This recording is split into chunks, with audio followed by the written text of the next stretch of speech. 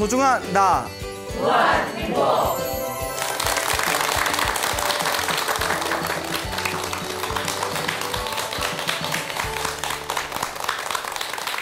예, 만나서 반갑습니다. 예, 광우 스님이라고 합니다. 오늘 여러분들에게 아주 감동스러운 내용이 담겨져 있는 편지를 먼저 읽어드리고자 합니다. 그래서 어느 젊은 여성 불자님의 편지글인데 제가 읽어보고 너무 감동을 받아가지고 이 좋은 내용을 우리 불자분들과 함께 나누어야 되겠다라는 생각이 들더라고요.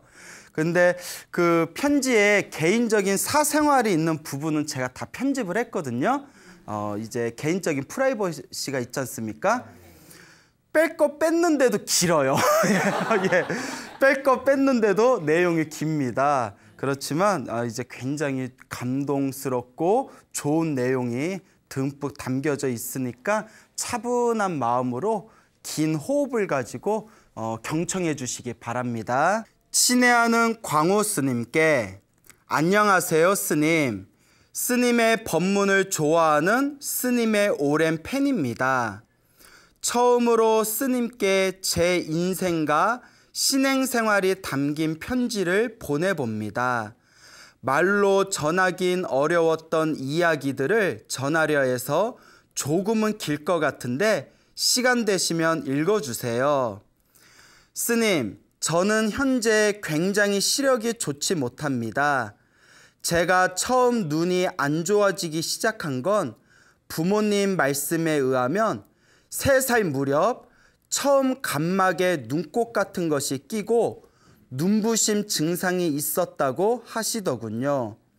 이유를 알지 못해 이 병원 저 병원을 다녔지만 역시 병명을 알 수 없는 상태로 6살 때 한 병원에서 수술칼로 각막을 건든 이후 급격히 눈의 통증이 심해지게 되었습니다. 밤잠을 자지 못해 늘 울었고 눈부심이 너무 심해 형광등 불빛이나 작은 불빛이라도 보면 눈의 통증이 극심해졌습니다. 그래서 저는 집안의 가장 어두운 구석, 장롱 옆 모퉁이 같은 곳에서 빛을 모두 차단하고 엎드려서 지냈습니다. 당시 제 눈의 고통은 비유하면 김치국물이 눈에 튄 것과 바늘로 찌르는 듯한 고통이 지속된다고 생각하시면 될 것 같습니다. 그 고통의 상태가 반복되었고 일상생활을 하기 어려운 상태로 초등학교에 입학을 했습니다. 부모님은 눈의 통증 때문에 힘들어하는 저를 업고서 등교와 하교를 번갈아 가며 저를 통학시켰고 학교에서 저는 책상에 엎드린 채 하루의 수업을 귀로만 들었습니다. 그러다가 눈이 조금 괜찮으면 책을 보기도 하고 심한 날은 결석을 밥 먹듯 하며 하루하루를 보냈습니다. 그렇게 고통의 고저가 반복되는 동안 저는 어느덧 11살이 되었고 여름 무렵 눈의 병증이 심각해지게 됩니다. 눈의 고통이 너무 심해져서 근처 대학병원 안과를 찾아갔고 거기에서 강남에 있는 대학병원을 소개받아 찾아갔습니다.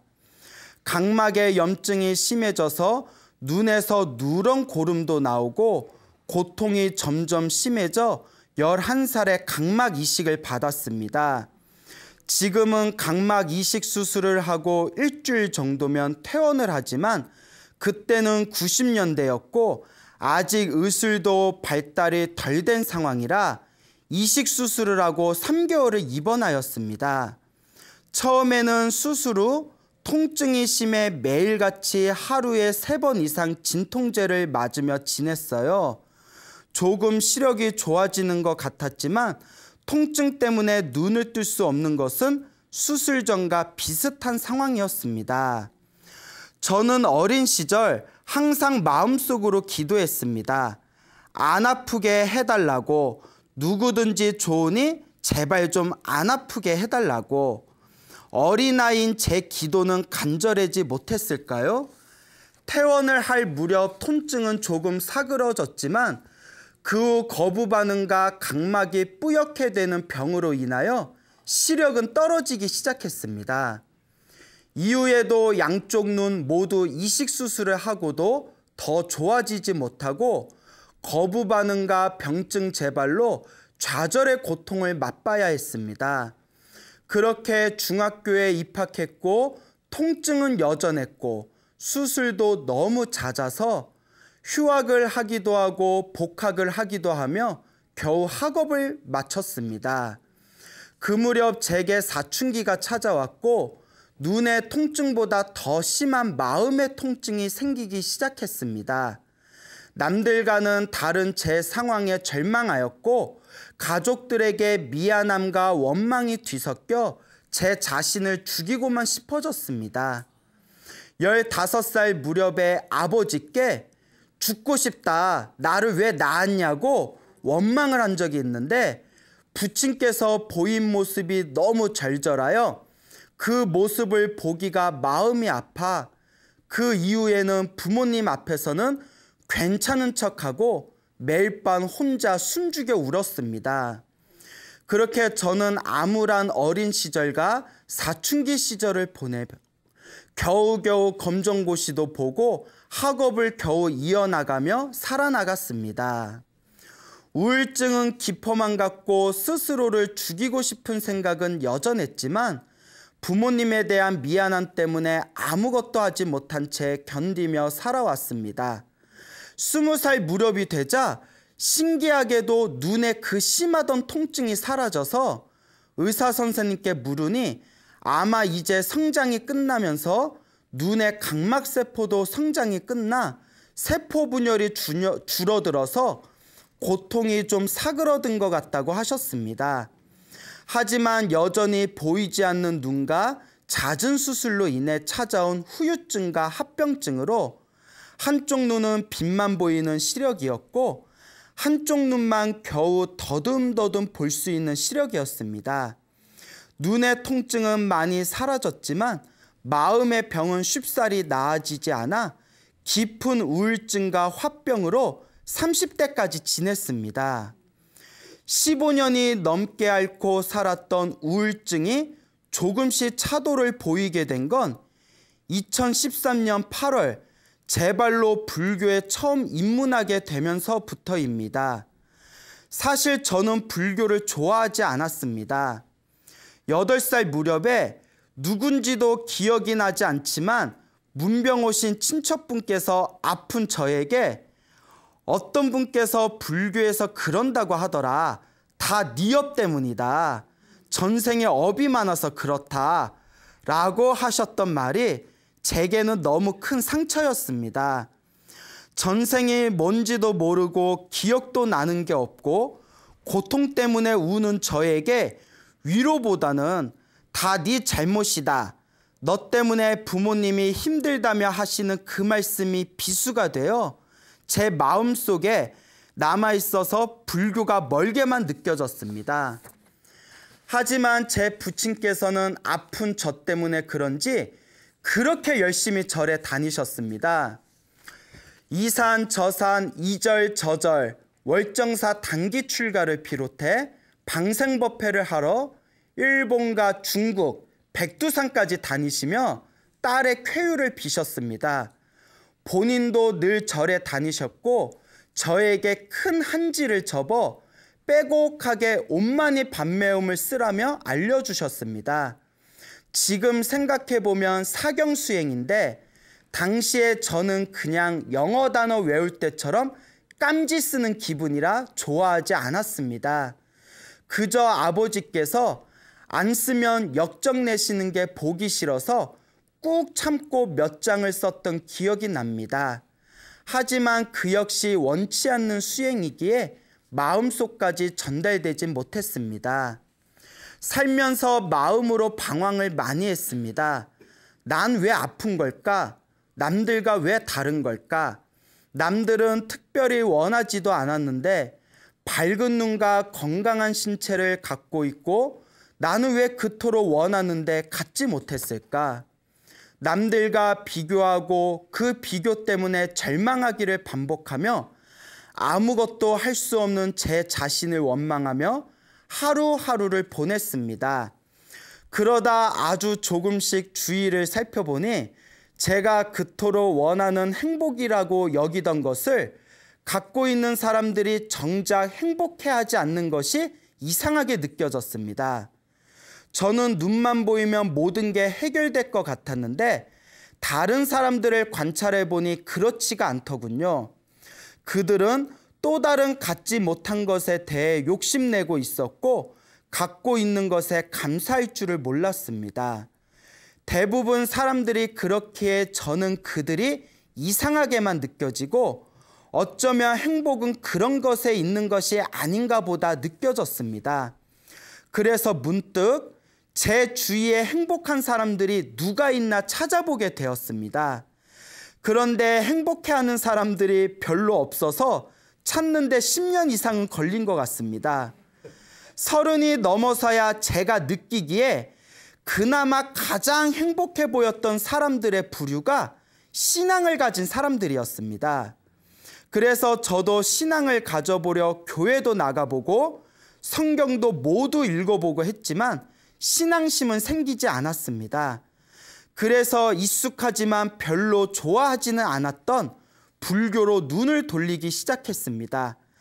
어두운 눈으로 산속 깊은 절까지 가는 것은 엄두가 나질 않아 집에서 다이어트에도 좋다는 108배를 시작하게 되었습니다. 108배를 하다 보니 자연스레 불교가 더 궁금해졌습니다. 절하는 게 불교일까? 옷만이 밤매우만 계속 쓰는 게 불교일까? 궁금증이 더해가서 직접 템플스테이를 해보고자 인터넷을 뒤지기 시작했습니다. 그래서 도심과 가까운 한 사찰을 선택하게 되었습니다. 나중에야 알게 되었지만 눈이 어두운 제가 템플스테이에 참가하는 걸 담당자분이 꺼려 하셨는데 지도법사 스님께서 본인의 의지가 중요하고 자원봉사자들이 옆에서 도와준다 했으니 허락해 주라고 해서 즐겁게 불교에 입문하게 되었습니다. 워낙 부모님의 보살핌 속에 살아왔고 혼자서는 할 수 있는 게 많이 없었기에 가족이나 지인이 아무도 없는 낯선 곳에 있는 것도 거의 처음이라 첫날 적응하기도 힘들고 잠이 오지 않았습니다. 그렇게 겨우 잠에 들게 된 첫날 밤에 꿈을 꾸었습니다. 눈부신 환한 연꽃 위에 빛나는 동자승이 저를 향해 미소를 짓는 꿈을요. 그 꿈 덕분일까요? 저는 정말 재미있게 템플스테이를 마쳤고 처음으로 법명이란 것도 받게 되었습니다. 걱정이 되셨던 저희 부모님은 4일이라는 짧은 기간임에도 불구하고 제가 잘 지내는지 보러 오시기도 했습니다. 그때 아버지께서 초발심시 병정각이라는 그 당시엔 이해 못할 말씀을 하시면서 마음이 그렇게 났으니 계속 절에 다녀보라고 하셨죠. 아버지의 표정에는 뿌듯함이 묻어났는데 왜 그러셨는지 나중에야 알게 되었습니다. 그렇게 스님과의 인연이 시작되어 주말에 청년회 활동도 하며 평일 저녁 퇴근 후에는 스님과 즐거운 불교 공부 시간을 갖게 되었습니다. 불교 입문 공부 시간 첫날의 법문 중 가장 인상 깊었던 건 윤회의 시작과 끝은 어디냐는 제자의 질문에 부처님께서 말씀하시길 그걸 궁금해하지 말아라. 깨닫지 못한 중생이 아르마리로 생각해도 결코 알 수 없으니 머리로 궁금해하지 말고 먼저 수행정진하여라 라는 부처님의 말씀을 전해주셨습니다. 사춘기 시절 저는 외부 활동이 적고 혼자만의 시간을 자주 갖게 되다 보니 사색과 망상의 시간을 자주 갖곤 했었습니다. 이런저런 생각 끝에 도달한 생각은 생로병사는 왜 있으며 윤회가 있다면 그 시작은 어디고 끝은 어딜까를 생각하다가 너무 무섭고 소름이 돋는 느낌을 받으며 극도의 공포감에 휩쓸려 정신적인 패닉 현상을 한번 경험한 적이 있었습니다. 이후 생각하지 않으려 해도 툭 하면 그 생각이 올라와 아무것도 하지 못하는 정신적인 마비 지경에 빠지기도 했었습니다. 사회생활을 하면서 조금 잊혀지나 했으나 무의식에 남아있는지 간혹 잠을 잘 때 그 패닉 상태가 밀려오곤 했습니다. 이것 때문에 힘이 들어 정신과 상담을 몇 번 받은 적이 있는데 큰 효과는 보지 못했습니다. 그렇게 10년 넘게 고민하고 있던 제게 불교 입문반 첫날 2500여 년 전에 계시던 부처님이 바로 옆에서 말씀해 주시듯 그렇게 저에게 큰 마음의 울림으로 다가왔습니다. 아르말이구나. 수행하고 정진하면 되는 거구나. 그렇게 점점 부처님의 가르침에 빠져들어갔습니다. 이것이 있으므로 저것이 있고 이것이 생김으로 저것이 생긴다. 이것이 없으므로 저것이 없고 이것이 멸함으로 저것이 멸한다. 연기법을 배웠을 때 또 한 번 제가 찾던 진리를 찾았다는 생각에 하염없이 눈물이 나기도 했습니다. 그렇게 저는 스님이 가르쳐 주신 방법대로 108배를 통한 수행정진을 하며 매일 울고 또 울었습니다. 처음에는 너무 힘들게 살아온 제 자신이 가여워서, 그러면서 그동안 몸과 말과 생각으로 지었던 저의 업보 생각에 참회의 눈물도 흘리고 제가 몰랐지만 갖고 있던 모든 것에 대한 감사함에 울고 또 울었습니다. 저의 발언은 눈이 좋아지거나 나빠지거나 상관없이 흔들리지 않는 마음을 갖게 해주십시오 였습니다. 그렇게 6개월을 울면서 절을 하고 나니 어느 날 밤 꿈에서 관세음보살님이 나타나셨습니다. 꿈에서 관세음보살님을 뵙고 제가 질문을 했습니다. 관세음보살님, 제가 깨달음을 얻을 수 있겠습니까? 꿈속에서 만난 관세음보살님은 오래 걸리지만 깨달을 수 있다고 말씀하셨습니다. 그 꿈을 꾼 뒤로 신기하게도 마음이 편해지며 더 이상 기도 중에 눈물을 흘리지 않게 되었습니다. 그렇게 부처님의 가르침을 공부하며 단기 출가하여 3일 동안 10,000배의 절과 100일 동안 매일 500배의 절을 하였습니다. 그 과정에서 저는 인간의 행복은 참으로 단순하구나, 그리고 번뇌는 거대하여 녹이기가 어렵구나 하고 다시 한번 깨닫게 되었습니다.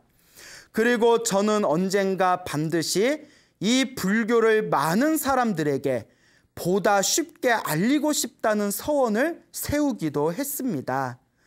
그렇게 불교에 스스로 귀의한 지 3년, 그리고 4년이 접어들 무렵 10년 만에 감마기식 수술을 하게 되어 조금 더 밝은 눈을 갖게 되었습니다.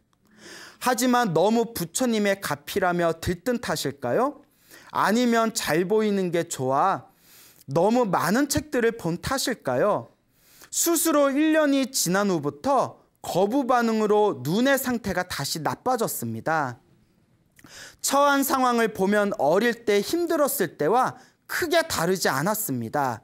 광우 스님께서 항상 하시던 말씀, 좋은 일이 생기든 나쁜 일이 생기든 항상 마음이 평온한 것, 이것이 불교의 핵심입니다. 이것이 불교의 핵심입니다 라는 말을 의지하여서인지 생각보다 마음은 평온했습니다. 그동안 부처님 법을 수행한 덕택인지 어린 시절처럼 많이 슬프거나 좌절감이 생기지는 않았습니다. 그런 제 자신이 스스로 신기했습니다.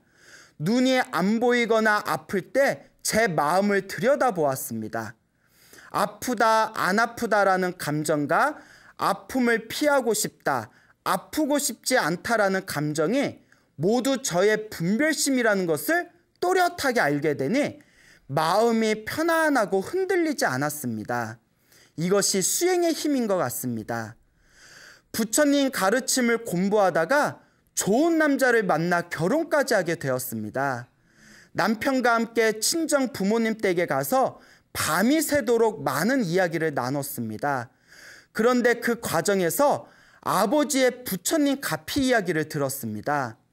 아버지께서 아픈 저를 가엾게 여기시며 부처님께 아픈 우리 딸을 낫게 해달라며 많은 절을 찾아다니며 기도를 올린 이야기는 앞에서도 잠깐 언급을 했었는데요. 아픈 우리 딸 제발 안 아프게 해달라고 그 기도가 전부였던 아버지는 당시에 7년을 넘게 그렇게 열심히 기도를 했지만 이렇다 할 차도가 없었다고 합니다. 하지만 아버지는 결코 실망하지 않고 딸을 위한 간절한 기도를 멈추지 않으셨습니다. 제가 20살이 될 무렵에 부친께서는 팔공산 갓바위 아래 수행터에서 평소처럼 기도를 하셨다고 합니다. 그렇게 밤샘 기도를 하던 중에 그날따라 평소보다 더욱 눈물이 나시더랍니다. 울음과 피로로 지쳐서 기도하던 도중에 잠깐 졸았는데 그때 꿈을 꾸셨다고 합니다. 하얀색 한복을 입은 거사님이 나타나시더니 왜 그렇게 우느냐고 묻더랍니다. 아버지가 대답하시기를 딸의 눈이 너무 아파서 제발 우리 딸 그만 아프게 해달라고 부처님께 빌면서 울고 있습니다. 그 거사님께서 빙그레 웃으시면서 말씀하시더랍니다. 딸이 이제는 더 이상 아파하지 않을 걸세 하며 꿈에서 깨셨다고 합니다. 아버지가 그 꿈을 꾸시고 난 후에 앞에서도 언급했듯이 20살 무렵부터는 신기하게도 그 아프던 통증이 저절로 사라져서 너무 신기해 의사 선생님께 여쭤보니 선장이 끝나서 그런 것 같다고 앞에서 했던 말을 기억하실 겁니다. 어린 시절에는 전혀 듣지 못했던 이야기인데 제가 불교에 귀의하고 수행하며 좋은 남자를 만나 결혼해서 사위가 집에 인사하러 온 날에 비로소 부친께서 밝히신 이야기입니다. 어릴 때는 아무리 얘기해봐야 불교를 좋아하지 않으니 믿지 않을 것 같아서 말씀을 안 하셨다고 합니다. 물론 눈의 시력은 좋아지지 않아 안타까움은 남아있지만 아마도 그건 제가 스스로 수행해서 녹여야 할 업장이고 또한 부처님의 가피인 것 같다고 말씀하셨습니다. 그날 밤 기쁨과 감격과 그동안의 저를 키우면서 짊어지셨던 고생들이 주마등처럼 스쳐 지나가셨는지 부친께서는 제가 태어나서 본 이래로 가장 많은 눈물을 흘리셨습니다.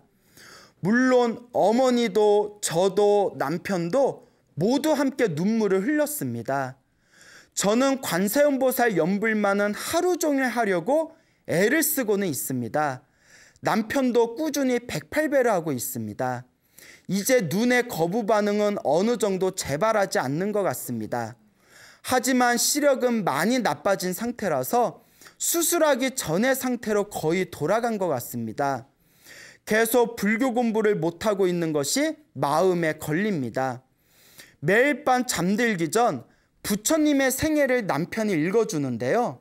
내용 중에 누가 부처님께 질문하기를 어떻게 하면 다음 생애에도 지금 부인을 만나 함께 수행하며 공덕을 지을 수 있겠습니까? 하니 부처님께서 대답하시기를 부부가 함께 한마음으로 보시하고 수행정진하면 같은 세상에 같은 도반으로 계속해서 태어나 함께 수행하고 결국에는 깨달음에 이를 것이다 라고 하셨던 구절에서 남편과 함께 마음 벅차했던 기억이 납니다. 스님, 아직 제 눈은 다 낫지 않았지만 저는 그보다도 더 기적 같은 일을 부처님 법안에서 경험했습니다. 어린 시절부터 제 안에서 풀리지 않던 의문들이 모두 해결되거나 해결해 나아가고 있는 과정에 있고 스스로를 미워하고 나 자신을 죽이고 싶어 했던 제가 저 자신에게 자비심이 일어나고 사랑할 줄 아는 마음이 생겼습니다. 부모님을 원망하거나 답답해하던 제가 부모님의 은혜가 참으로 깊고 깊다는 것을, 부모님의 은혜가 너무나 감사하다는 것을 알게 되었습니다. 다른 이들의 고통이나 슬픔을 보면서 나의 슬픔에 비하면 아무것도 아니라고 남을 업신여기던 마음을 버리고 연민심이 자라났습니다. 부처님 가르침에 관심이 없던 저에게 믿음이 생겼고, 불교에 대해서 무관심했던 남자를 만나 이제는 누구보다도 부처님 법을 함께 닦을 수 있는 가장 든든한 도반이 되었습니다. 이것이야말로 저의 병이 나은 것보다 더 깊은 값이라고 생각합니다. 아직 제 수행은 끝나지 않았고, 넘어지고 일어나고 멈췄다가 다시 걸으면서 계속될 것 같습니다.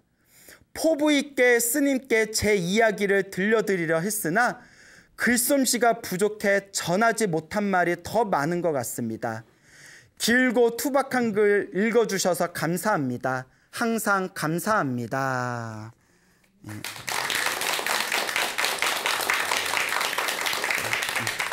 예, 이렇게 좋은 내용이 담긴 편지를 보내주신 우리 보살님, 불자님 너무 감사드립니다. 다시 한번 박수 부탁드리겠습니다. 예. 자, 참 길었어요, 그죠? 예, 굉장히 길었습니다. 저 아까도 미리 언급을 드렸지만 좀 줄인 거예요. 편집, 사생활 부분은 편집을 했는데 편집했는데도 굉장히 길었네요. 예, 그래서 간만에 읽으면서 빡세다. 근데 내용이 너무 좋죠. 그 보고 또 제 주변에 그 편지를 미리 읽어보신 분들이 너무너무 감동적이었다고, 이 편지를 읽고 나서 자기들이 반성해서 기도를 더 열심히 해야 되겠다, 한결같이 그런 말씀들을 하셨습니다. 여러분들 몸 건강하시죠? 네. 예, 그러니까 여러분들 얼마나 행복해요. 네. 이렇게 어렸을 때 3살 때부터 눈이 아파가지고 지금 그분 나이가 30대 중반일 거예요. 그 지금까지 계속 이제 눈이 아파왔는데 그걸 이제 불심으로 극복한 너무나 아름다운 사례가 되겠습니다. 그리고 더 감동적이었던 게 사실 병이 나은 게 아니잖아요. 그런데 병이 낫지 않았지만 자기는 그 불교를 만나기 전에 아팠을 때하고는 비교가 될 수 없을 정도로 병이 낫지 않은 지금의 상황에서도 고요하고 편안한 마음을 가질 수 있었다. 이것이 병이 나은 것보다 더 큰 가피인 것 같다. 저는 이 이야기가 너무나 감동스럽더라고요. 그런데 이 보살님이 전생에 불연이 있는 것 같아요. 뭐가 있는 것 같다? 예, 부처님과 인연이 있는 것 같아요. 일단 불심이 깊은 아버지를 만났잖아요. 불심이 깊은 아버지를 만났고, 아버지가 7년을 기도하셨대잖아요. 7년을 딸을 위해서 기도를 했는데, 그래서 아까 얘기 들으셨죠? 월정사 단기 출가도 하고 방생하러 중국, 일본, 백두산까지 가셨대잖아요. 방생하러. 그렇게 7년을 했는데도 아무런 효과가 없었대요. 편지에 나오잖아요. 아무런 효험을 못 봤다. 웬만한 사람 7년은커녕 3년, 5년만 해도 효과 없으면 기도를 그만했을지도 몰라요. 근데 이게 중요합니다. 제가 소나무를 통해서 항상 해오던 이야기 있죠. 효과가 있든 없든 꾸준하게 해라. 다 내 업이다 생각하고 꾸준하게 하라. 당장 효과가 없어도 알게 모르게 다 복이 쌓이고 있는 거다. 꾸준하게 해라. 7년 동안 열심히 기도하시다가 그 804 갓바위 밑에서 기도를 하시는데, 그날따라 눈물을 더 많이 흘리시면서 울면서 기도를 하다가 이제 그 울음과 피로에 지쳐서 깜빡 잠이 들었는데, 하얀색 옷을 입은 거사님이 나타나서, 무슨 색? 하얀색. 그 소나무를 꾸준히 보신 분들은 아마 기억날 거예요. 꼭 꿈에 누가 나타날 때 보통 무슨 색을 많이 입고 오세요? 네, 약간 코스프레인가? 하얀색 코스프레를 하시나? 그 흰색. 우리 하얀색 하면 보통 관세음보살님을 많이 상징을 한다 하거든요. 대기관음이라고. 하얀색 거사님이 나타나셔서, 하얀색 옷을 입은 거사님이 왜 그렇게 울고 있냐. 그래서 저는 이 부분에서 눈물이 핑 돌더라고요. 예, 막 코가 막 시큰시큰하더라고요. 처음에 읽을 때 코가 막 시큰시큰하고 막 눈물이 나와가지고, 우리 딸이 너무 아픈데 제발 안 아프게 해달라고 부처님께 울면서 빌었습니다. 그거 거사님이 싹 웃으시면서, 이제 자네 딸이 안 아플 걸세. 그 꿈에서 깼는데 그 20살 무렵에 갑자기 눈이 시리고 눈에 통증이 사라져가지고 이제 의사 선생님 찾아가서 이 보살님이 눈이 안 아픈데 요새 왜 그런 거예요? 하니까 의사 선생님이 기도빨이야. 이건 모르니까 대신 성장이 멈춰서 뭐 세포 분열이 멈춰서 아마 통증이 가라앉은 것 같다. 근데 나중에 이제 알게 된 거죠. 아버지가 너 불교 믿지도 않는데 이런 얘기 해봤자 무슨 필요가 있겠냐 해서 말을 안 했는데 그때 아버지의 기도의 공덕이 꽃을 피운 겁니다. 그리고 이제 나머지 풀어야 할 숙제는 이제 본인에게 달려 있는 거다. 그래서 처음 절에 왔을 때 템플 스테이를 통해서 처음 절에 왔을 때 그날 밤에 꿈을 꿨다고 했잖아요. 연꽃 위에 환한 그 동자승이 해맑게 웃는 꿈을 꿨다고. 그러니까 그게 이미 이제 뭔가 공덕이 쌓이고 있다라는 어떤 꿈의 징조겠죠. 그때부터 불교 공부를 열심히 해가지고 나중에는 단기 출가해서 3일 동안 10,000배를 절하고 3일 동안 10,000배, 하루에 3,000배 정도, 3,300배 이상씩 한 거죠. 3,300배. 그리고 100일 동안 매일 500배 절을 했다. 그때 요 보살님하고 연락이 두절됐었어요, 제가. 그래서 뭐 잘 사나? 뭐 어디 갔나? 혹시 절이 안 나오는 거 아니야? 했는데 이게 인사로 온 거예요, 몇 개월 만에. 이거 얼마 만이냐고, 어떻게 지냈냐고. 스님 저 실은 단기 출가해서 그렇게 100일 동안 500배씩 절하고 1000배씩 절하고 그렇게 단기 출가 몇 개월 동안 생활을 했습니다 하는데 아직도 기억나요. 그때 그래서 스님 오랜만에 인사드려 왔습니다. 뭐 미리 말씀 못 드려서 죄송합니다 하고 인사하는데 얼굴에서 빛이 나더라고요. 얼굴에서 번쩍번쩍 빛이 나더라고요. 그리고 잘생긴 남자친구 만나서 그래서 그 남편 되는 분 봤는데 잘생겼어요. 그래서 지금도 아주 신행생활을 잘하고 있습니다. 그래서 그 불자님을 볼 때마다 되게 흐뭇해요. 그런 힘들고 괴로운 역경을 불심으로 너무나 잘 극복한 모습에 너무나 흐뭇한 감정을 느낍니다. 그러니까 여러분, 힘들고 괴로울 때 좌절하지 마세요. 그거 남 탓하지 마세요. 아까 그 편지에 나왔죠. 너무나 힘들고 괴로워서 스스로 죽고 싶었고 부모님 원망하고 주변 사람들 보면 나보다도 다 좋은 조건 가지고 있는데 뭐가 힘들다고 저러냐 하고 업심여기는 마음이 있었다고 했잖아요. 그런데 그 모든 게 사실 다 자기 감정의 번뇌였던 거예요. 수행을 하고 불심으로 그것을 이겨내니까 어떠한 상황에서든 항상 고요한 마음을 가질 수 있는 거, 평온한 마음을 가질 수 있는 거, 좋은 일이 생기든 나쁜 일이 생기든 상관없이 모든 게 다 내가 지은 업보대로 내 앞에 나타나는 거구나라는 이 인과 업보를 포용하는 마음으로 그 흔들리지 않는 고요하고 평온한 마음을 갖는 거, 그게 바로 불법의 중요한 핵심입니다. 그러니까 여러분들도 힘들고 괴로울 때 누구를 원망하지 말고 자기 자신과 남을 탓하지 말고 무엇을 열심히 해라? 기도를 열심히 하고 수행정진하시기 바랍니다. 알겠죠?